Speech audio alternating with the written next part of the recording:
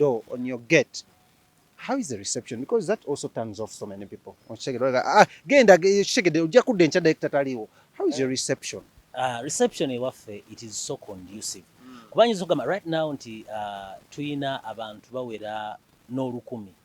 Abantu bangi abalina obusobozi n'abatalina.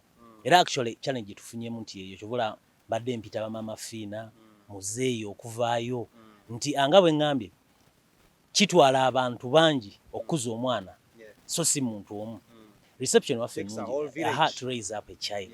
Naye era obuzibu tulina nti abantu bonna tukyali mu batuukako olwa finances nti luli yayasakasuwa actually waliwo omukyalo omu bensembi okuba nabo ku Grand Imperial nga balina omwana gwe bandeetedde yagera nanga naye muganda nge tugenda kukola tutya nanga ne nina bwe savings naye asaka box nampeereza tebalina ssente naye beetaaga okuyambibwa okukola ki kwegamba so kyovola I call people to come upon.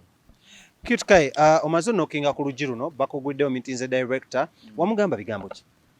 Hello, how are you? I'm fine. I'm called Qute Kaye. Oluzungu lukyalimu Ate lulagawa. Badde mmanyi Ndi. essaawa ezo lwali lukweganya. Tulinza kunegana. Oluzungu nalusoma tulina we lulaga. Yeah, ne mugamba I'm called Qute Kaye and I'm a drug addict. I need treatment. Nagamba, so you brought yourself? Ne mugamba, yeah, of course. Who told you about this place? I told him some people told me, but you should know I'm here. Now, all I need is help. Can I have that help here? Yes. Okay, no problem. So they gave me a detox injection. I slept. And so the journey began. So how has the journey been since then? It's been beautiful. This is how long are we talking about? I was there for 9 months, 9 months. Nga waliwo amanyi gy'oli? Yeah, like 2 people. By the way, yeah, my family. My family. My family. Of course, when namala yakabanga nenkuba amasimu nembagamba wendi. Okay. So journey n'okubeera mu rehab oba mu kiyumba ekyo gye bajjanjabira abantu ababadde mu addiction. Mu ddwaliro. Kale mu ddwaliro. Mu ddwaliro. Mu ddwaliro. How is the experience there? To me, it was a very good experience because of course. Bantu nulira abaliyo naye nga I mean, to me it didn't matter. You know, by the time I went there, I was really tired.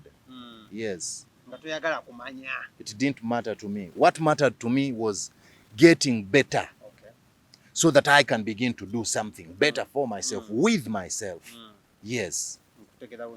So you yourself and these guys about detoxifying and all that. Yes. How did your body react to the detoxification and all that? Of course, omubiri bazita withdrawal symptoms. So there is that period of some pain. Yes. Whereby the body is getting used to living without the drug that it's been living with for months, for a year, for a long time. Do you feel like giving up? Of course, yeah. Of course. Why? Of course, How? Like give me that period. Sawulira nti tekijja kukola. Natukanga butusi mu mutwe ne ngamba naye, when is this going to end? I'm so tired. I'm so tired of this. Maybe I should stop. But then no, I cannot stop. I cannot stop. No way. I don't like that thought. So I kicked that thought away. Actually, when I was there, I think for the first month, I took on to reading different books, reading the Bible. I started reading things that are motivational, inspirational, things that are uplifting.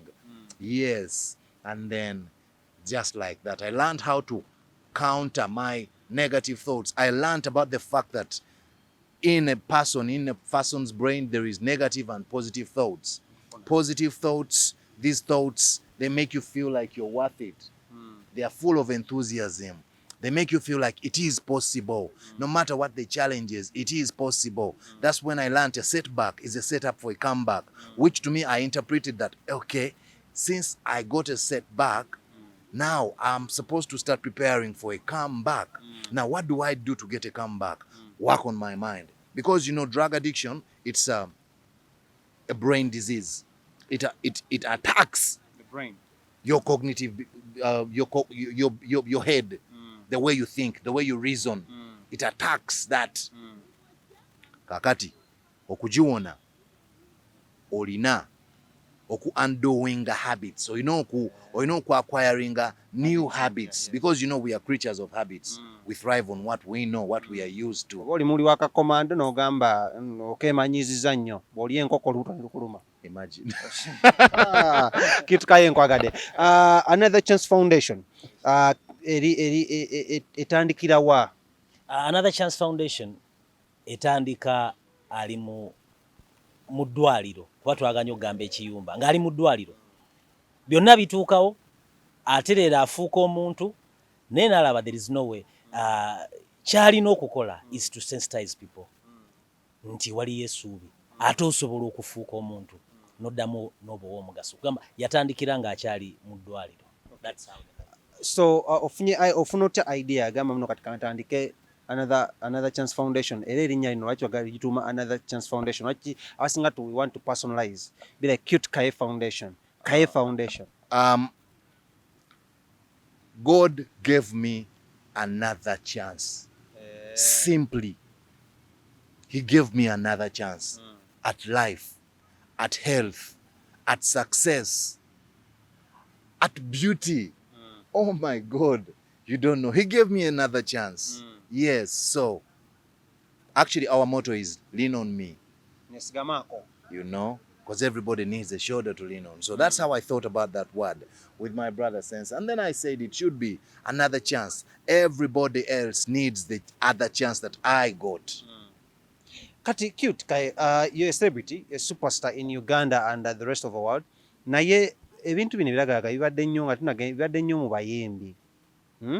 How are you looking at this okuyamba bayimbi banno? Oba kino wakitaddeko just mu bana abaana b'amasomero, bano abaana bakwata kamera.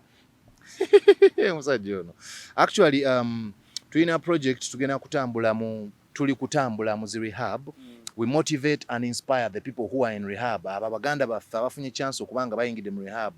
Bagamba, I shared with them my experience. Ne bagamba banange, it is possible. Ogenda kuona you can handle. Osobola okumalako. Ojja kuwulira bwoti at this point kubanange nawulirako bwenti. Ojja kuwulira bwoti daye. That just takes a week. That just takes a month.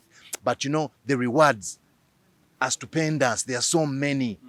So don't worry. It's okay. You've made the right choice. You're on the right track. You are a great man. You are a great man into the making. Then we go to schools na tugamba abana bwoba tonnakwatako totunula nayo, because that is death. It's a downward spiral. It's going down. It's not going up. It's destroying you. It's killing you. It's going to hurt the people you love. It's going to disgrace you. Don't. Na tugenda makomera ntubagamba, guys, it is possible. You can get out of here a better person.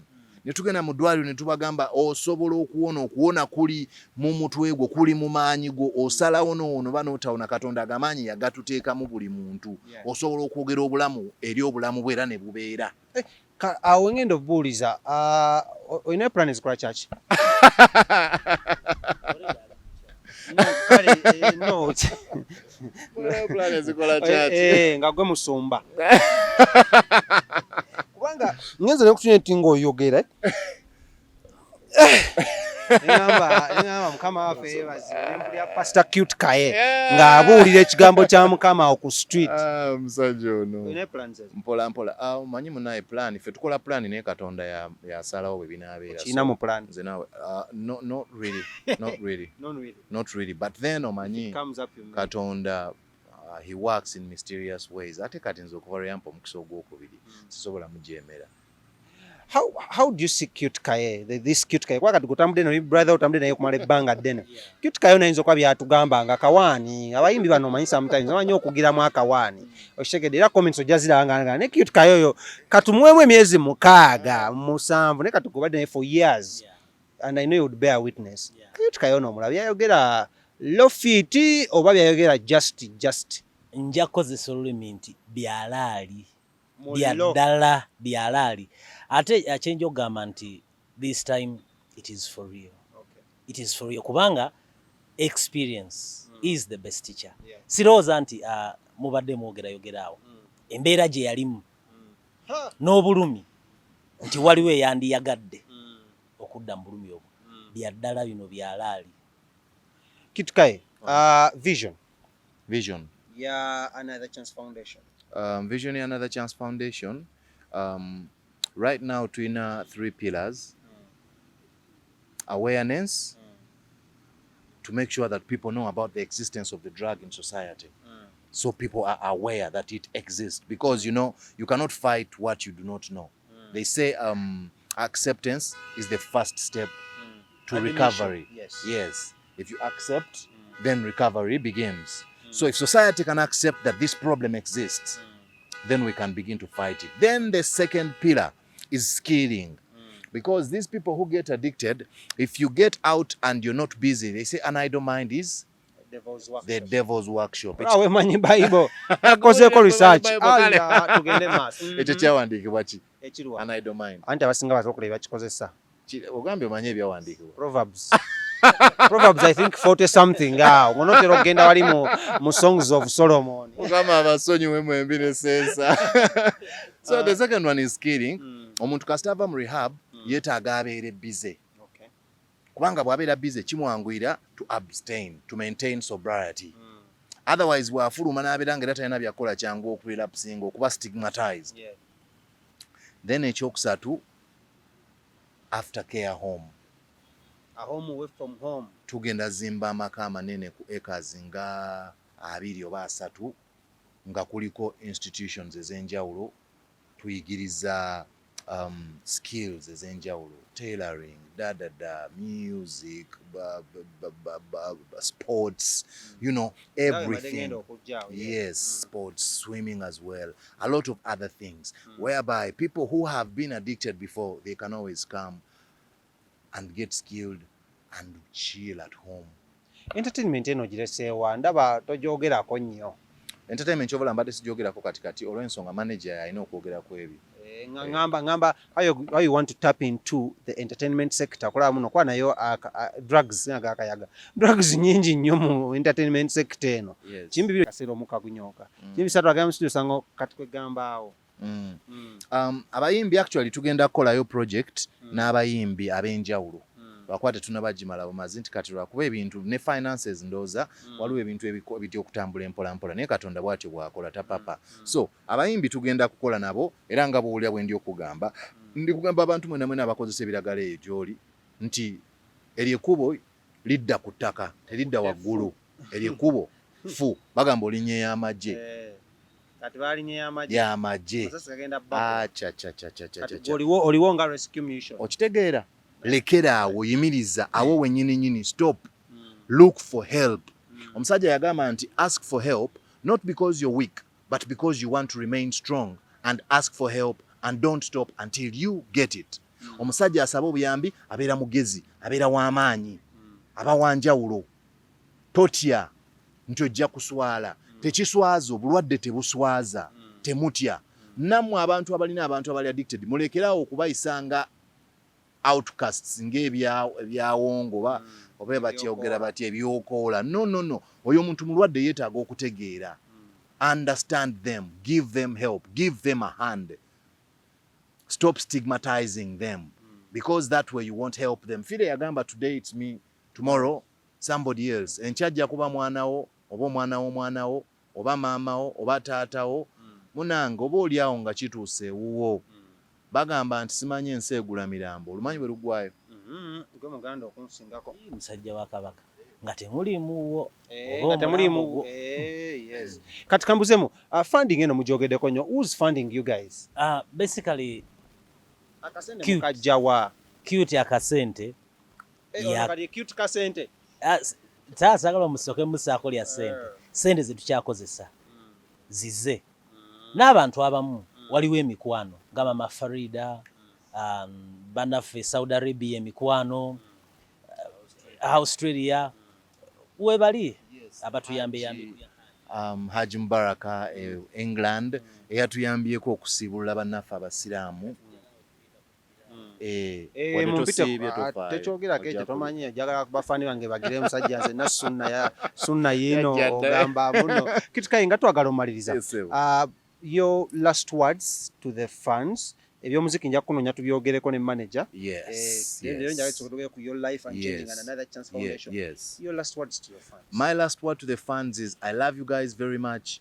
I am fresh. Believe me, or you, everything that is going to come, it's better than better. It's better than best. It is the best. Because you see, I am the music. That has never been the problem. And what I went through, I thank God for that. I thank my mother. Everybody pray for my mother. That woman is special. She did everything for me to be alive today as well. So thank you so much. I thank my family. Haji in England, we thank you so much, Papa. Big Papa, thank you. God bless you. We are feeding. We are trying to help our brothers and sisters who are fasting. Tubasibulula. And he did that. And then the other people who are helping, Doc, thank you so much. Jackie, thank you. D, thank you very much. Madam Farida, thank you so much. Omwana ow'amagulu gwe tuyamba abamumanyiiko story eyo. Mwana we 12 gwe baatemako amagulu yali MP7 emotoka yamutomera ne bamutemako amagulu, so ne takinga on another chance ne tutandika omuyambako. Ne maama we webale nnyo mukwano mama Farida, mwebale nnyo n'abalala bali okumuyamba. Brenda webale nnyo, webale nnyo Aisha, mwebale nnyo omwana bagenda muzzayo wiiki eno kumugyamu ekyuma mu mukono. Then n'ebirala mpola mpola tukyabayamba, n'abasobola okuyamba abalala musigale nga muyamba. Enamba za Another Chance Sensa ndoza agenda zoogerako ne social media pages. Mututuukirire bw'oba olina omuntu alina obuzibu obwo, mututuukirire tusobola okuba advisinga. Tuyinza okuba kusaba ne tunafuna finances zimala kubateeka mu rehab, naye tusobola obbayambako mu ngeri ez'enjawulo. Waakiri tusobola obbawa ku magezi ne tusharinga nze kyemmanyi ekyo ekyanyambako okuwona kigenda kuwonya omwana wo, kigenda kuwonya omuntu wo. Kale tuwe ku namba za Another Chance for those that would want to be part of this cause n'okugezaako okubayambako then tumale. Kakati sijja kuba mulungi omu, tugenda kuzigabana. Ngenda kusoma MTN, asome Airtel. MTN eri 0772 179 664 eri 077 2 emu 7 9 6 6 4. Kale ndoze ya MTN. Kyonna kyonna oli kyasobola kyonna, kalube 10 kazibe mmeka kazibe 5 ateekeko tuyambe. And omwana wa Uganda eri mu mannya ga Another Chance Foundation. Kiwede Qute Airtel eri 0757 244 178 kiddemu omulundi gumu 0757 244 178 naye erinnya ga Ivan Kaye. Lwakubanga kyamagezi bw'oba oweereza sente kyonna kyonna ky'osobola oweereza banaye okutuyambako okusobola okuyamba. MTN eri mu mannya ga Another Chance Foundation. Airtel eri mannya ga Ivan Kaye, naye it's the same thing. Tujja kukusiima nnyo ku YouTube Another Chance Foundation. Subscribing ozuule bye tubadde tukola, ojja kubiraba Facebook, Twitter, Instagram, kwonna kwetuli. Then tukubire n'otukubira tusobola okusinkana ne twogera ku office or somewhere. Kale tuyonza nnyo oyo abadde mwana mulenzi Qute Kaye ne side zeno Sensa Godfrey. Erinnya omanyi erinnya eryo nja nedda tunadda tujja kwongera odyogerako erya Sensa Godfrey.